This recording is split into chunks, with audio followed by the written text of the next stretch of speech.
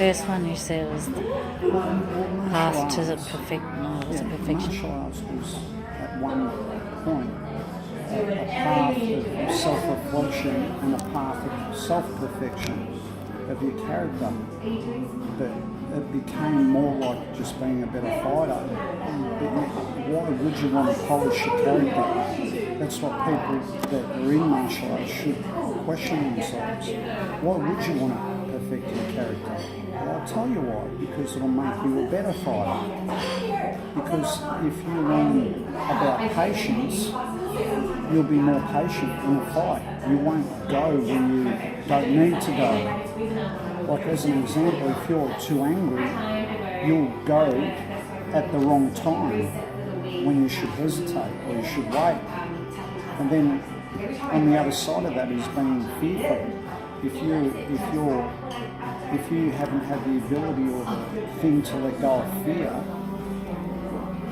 you'll be hesitant when you should act. So that's just a couple of examples of trying to polish your character. And then the question comes, like, how do you let go of fear? Or how do you let go of anger? And that's another thing of self-reflection. Well, you have to put yourself in those positions, like bowing and sparring, where you feel uncomfortable until you become more comfortable. But even after all these years, I can still spar with someone and still not feel totally comfortable. So it's constant challenge that you're examining your inner self and you're following that inner path to, I guess you could say, non-attachment, of not being attached to the ego that brings up images and things in your mind that might happen, that self-doubt and stuff like that. And as the Zen masters say, being in the present moment. So then how do you practice being in the present moment? That's another challenge. So for my own, self-examination, I started to practice being in the moment by putting my attention on my breathing. Because people say, when you're anxious or whatever, to breathe. But that's not completely it. That's only part of it. It's shifting your attention from your mind that has got thoughts spinning around in it like a record going around and around and around. It's like, how do you become detached from that? Well, you have to take your attention away from the thoughts that are going around in your head. And one of the ways is to put your attention on breathing, because when you put your attention and your focus on your breath, there's nothing there to grasp. There's nothingness, which Musashi would say is the void, or the book of the sky, or the book of the void. So, but that's just one example through breath meditation. So I think it's really important for people young in martial arts to develop their character and not just think of the physical attributes of getting stronger, faster, fitter, all of that, which most young people do as a pursuit, but at the same time they should hone their character because it will make them a better fighter. And in honing their character, what I'm trying to say is like, what happens when the ego becomes too large? Well, sooner or later it'll get deflated. And so why should the ego be left when walking in the door at training? Why should you humble yourself? I think, look, having humility and not having a strong ego as such leads you to that, again, that old saying of being able to adapt to circumstances, to situations.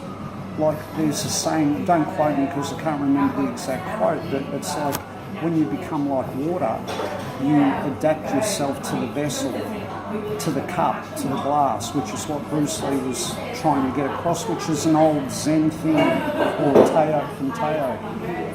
Tao Te Ching, somewhere one of those books, I can't quite remember, but it's being able to adapt to circumstances, essentially.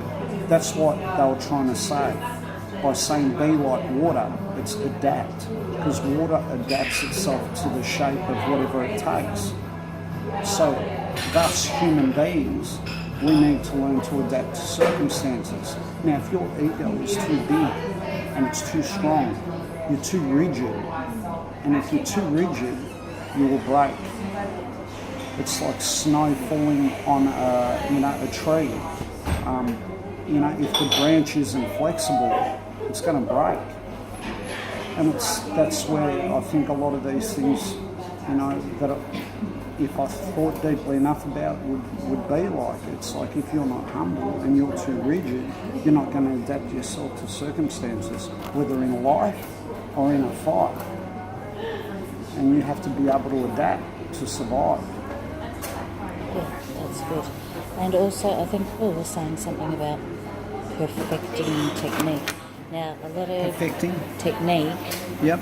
A lot of kids, and adults too, want to rush into the next technique, and rush into the next thing, rush into the next thing. Exactly why? Why shouldn't they? Well, I'll tell you why. Yeah. Well, they want to get to the next rank. Or they want to get to the next move. Yeah. You know what? Why? When they haven't even done the one they've been learning properly. It's like. But how do we tell them to slow down? Well, that's a thing of self-reflection that they have to look at. Why are they in such a hurry to get somewhere? Where it's that old saying that the old masters would say, it's like enjoy the journey. The journey is wonderful, but you've got to slow down and smell the roses, right? And it's the same with technique. It's like perfect the technique, perfect each technique. And then when it becomes, say as an example, a part of guitar or part of a combination or part of the whole, it's so much better. It's much stronger. It's beautiful, But when you see someone with sloppy technique or a sloppy piece in a guitar, then it's like, it's noticeable, But when you see someone that's honed and taken time and been patient in honing those hand postures, their stances, it's a work of art. It's beautiful. It's amazing to see and watch, So I think that people should slow down, do it correctly, because it will only benefit them later. But if they're in a hurry to get through because they want their next belt, or they're in a hurry because they want to learn the next thing, it's a big error, because it's detrimental to their learning. So I think people should be patient and learn patience with their character. And again, why are they in such a hurry? Martial arts is self-examination. It's a journey within. There's the outer world that we all deal with day to day, but there's also the inner world that people tend to ignore. But yet, martial arts, whether it's, unconscious or not, is a journey within you. You face yourself, or the self, the ego. So whenever you spar, you face not just the person in front of you in the outer world, but your own inner world. And what are you experiencing? Fear, apprehension, aggression. What are you facing when you bow to spar? When you're doing a technique repetitively over and over and over again, what are you facing? Boredom, on a physical sense, aches and pains. But what are you building? Character, strength of mind. To let go of, certain things and to push through, not only physically but mentally. Do you get bored and stop, or do you get bored and go, I'm going to do more? It's building character to endure and persevere through hardship. That's what makes a strong person, an individual, and a genuine person, that people look up to and go, I wish I was like that. Well, you can be like that. Anyone can be like that. Just discipline and belief, self-belief. So there's a lot there. Cool. Thanks, Kiyoshi. You're welcome.